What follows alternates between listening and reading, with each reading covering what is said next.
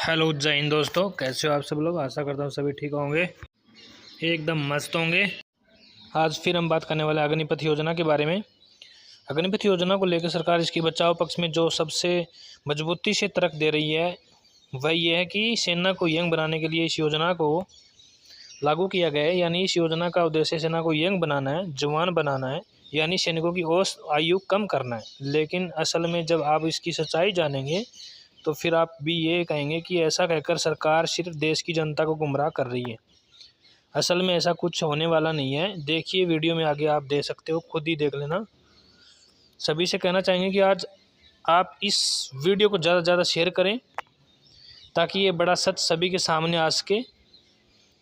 इस अग्निपथ योजना का शुरू से ही विरोध हो रहा है और सरकार इसके बचाव पक्ष में तर्क देती है। वो कहती है कि सेना को यंग बनाने के लिए इस योजना को शुरू किया गया है। तो चलिए इसके लिए पहले हमें एक बार रक्षा विशेषज्ञ मेजर जनरल दयाल को सुनना चाहिए ताकि आपको सच पता चल सके। कि आखिर इसका पूरा सच क्या है। इसके पक्ष में तर्क है सरकार की तरफ से वो ये कि सेना का एक तो आधुनिकीकरण इससे होगा और एक सेना की जो युवापन है, जो उसकी जवानी है, वो बरकरार हो। देखिए अजीब बात है, 4 साल के बाद तो सबकी उम्र वही रहेगी, लास्ट नाइट की उम्र वही रहेगी, नाइट की उम्र वही रहेगी, हवलदार की उम्र वही रहेगी, जो जेसीओ जूनियर कमीशन ऑफिसर है, सूबेदार, उनकी उम्र वही रहेगी, कैप्टन से लेफ्टिनेंट जनरल आर्मी कमांडर की उम्र वही रहेगी। एक सिर्फ 4 साल के अंदर आप उन लड़कों को बदल दोगे जो एक्सीलेंस अचीव करते थे, तो उससे उम्र कम हो जाएगी, 2-3 साल उम्र कम हो जाएगी। मैं नहीं सोचता इससे कोई लाभ होने वाला है। ये एक आफ्टर थॉट, मेरा मानना ये है कि आफ्टर थॉट स्कीम लाने के बाद लोग तरह तरह की तर्क दे रहे हैं। तो गाइज वीडियो आपने सुन ही लिया होगा, समझ भी लिया होगा। यानी सरकार तर्क दे रही है इस योजना से सेना की उम्र कम हो जाएगी, जबकि ऐसा कोई बड़ा फर्क नहीं पड़ने वाला, क्योंकि 4 साल के बाद जो अग्निवीर परमानेंट होंगे उन सभी की उम्र तो वही रहने वाली है।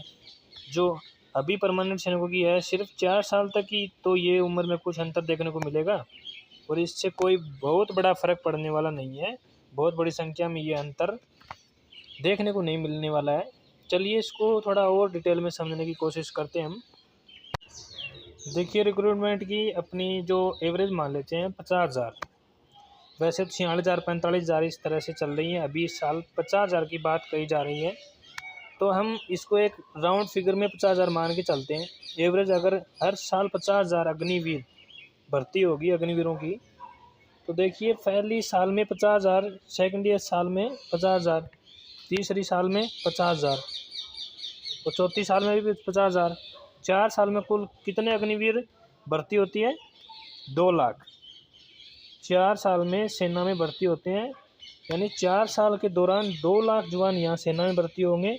अब इनमें से देखा जाए तो 4 साल के बाद 5वां साल लगेगा, उसमें 25% परमानेंट होंगे। तो 25% अगर 2 लाख का हम निकालते हैं तो यहाँ पर 50,000, यानी 2 लाख में से 4 साल बाद 50,000 परमानेंट होंगे, क्योंकि 75% को बाहर किया जाएगा।